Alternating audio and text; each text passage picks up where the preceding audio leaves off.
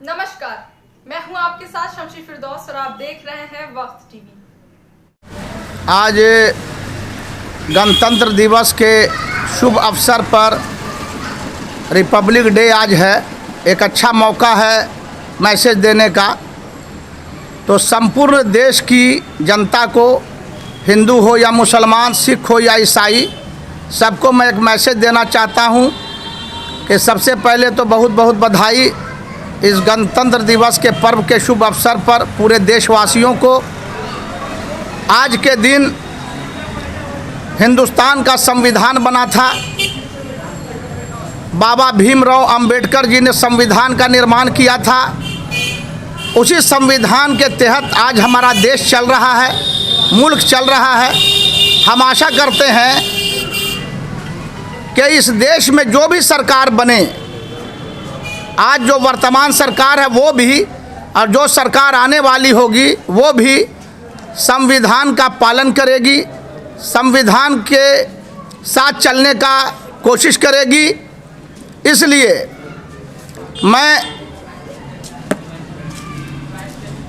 मैं जो हूँ ये मैसेज देना चाहता हूँ। और साथ ही साथ एक ज़रूरी बात मैं बताना चाहता हूँ मीडिया के माध्यम से अपने देशवासियों को और भारत की सरकार को खास तौर से, कि अमेरिका ने, विदेशियों ने हिंदुस्तान में और पूरी दुनिया में इस्लाम के चेहरे को जो दागदार कर दिया है, इस्लाम का मतलब आतंकवाद जैसा शब्द इस्लाम के साथ जोड़ दिया है, तो मैं खुले शब्दों में स्पष्ट कर देना चाहता हूं कि इस्लाम और आतंकवाद दो अलग अलग चीज़ है।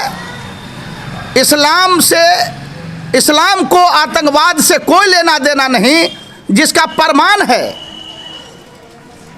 चारों तरफ ये मैसेज भेजा जाता है कि मुसलमान जिहाद करता है और जिहाद के नाम पर हिंदू समाज को, सिख समाज को, ईसाई समाज की हत्या करता है। तो मैं बताना चाहता हूं कि जो हमारा धार्मिक ग्रंथ है कुरान पाक, उस कुरान पाक के पहले पारे में कुरान शरीफ का ट्रांसलेशन हिंदी में भी है, उर्दू में भी है, अंग्रेजी में आप पढ़ सकते हैं। कुरान शरीफ के पहले पारे में है कि जिहाद का मतलब क्या है, पहले समझ लीजिए। जिहाद का लफ्जी माने है सबसे पहले अपने नफ्स पर काबू पाना।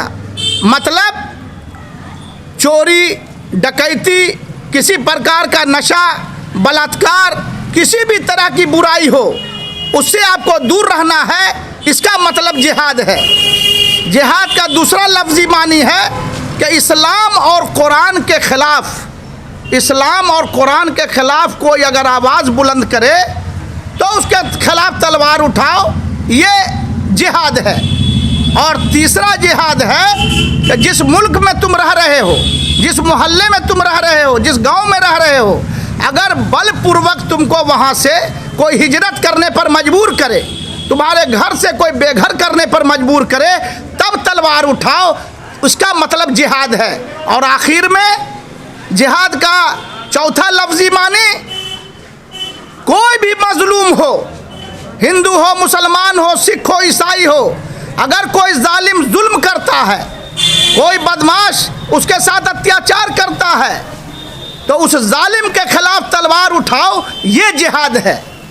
और कहीं भी कुरान में नहीं बताया गया कि हिंदू हो या मुसलमान, सिख हो या ईसाई, किसी बेकसूर का एक उंगली भी टेढ़ा करना ये इस्लाम के खिलाफ है। एक वाकया हम आपको बताते हैं पत्रकार महोदय, कि मक्का के गलियों से एक बार हमारे मोहम्मद गुजर रहे थे। उसके बाद यहूदियों का एक लश्कर गुजरा वहां से।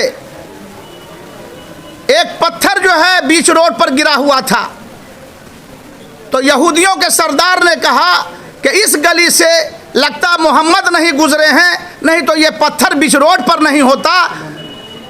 मतलब मोहम्मद साहब की यह सोच थी कि बीच रोड पर अगर एक पत्थर गिरा होगा तो किसी को ठोकर लगने से उसकी उंगली न डैमेज हो जाए, नुकसान हो जाए। ये सोच है इस्लाम का। तो इस्लाम आतंकवाद का शिक्षा कैसे दे सकता है?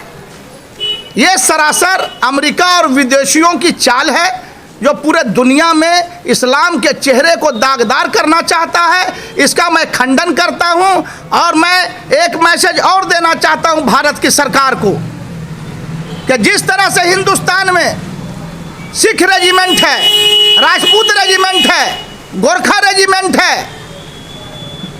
देश के दुश्मन से लड़ने के लिए एक ज़माने में पठान रेजिमेंट हुआ करता था जिसको भारत की सरकार ने समाप्त कर दिया। मैं मांग करता हूं कि फिर से जिस तरह Rajput regiment, Sikh regiment, Gorkha regiment है, फिर से एक बार पठान रेजिमेंट का यहाँ निर्माण किया जाए। सबसे पहले उस रेजिमेंट में मैं आवेदन दूंगा बहाल होने के लिए और देश की रक्षा और आतंकवाद से लड़ने के लिए पप्पू खां जैसे जवान और सच्चा मुसलमान इस देश का जो देशभक्त है, पहले वो छाती पर गोली खाएगा, तब हिंदू समाज, सिख समाज और हमारा जो भी सेना है वो बाद में आएगी। पहले पठान रेजिमेंट अपने छाती पर गोली खा के हिंदुस्तान की सुरक्षा करने का काम करेगा। यही मैसेज मैं 26 जनवरी के दिन, गणतंत्र दिवस के दिन इस देश को, दुनिया को देने का काम करना चाहता हूँ। धन्यवाद। जय हिंद। धन्यवाद। इसी प्रकार की ताज़ा खबर तुरंत पाने के लिए हमारे YouTube चैनल वक्त टीवी को सब्सक्राइब करें और बेल आइकन को प्रेस करना ना भूलें ताकि हर छोटी सी बड़ी खबर आप तक तुरंत पहुंच सके।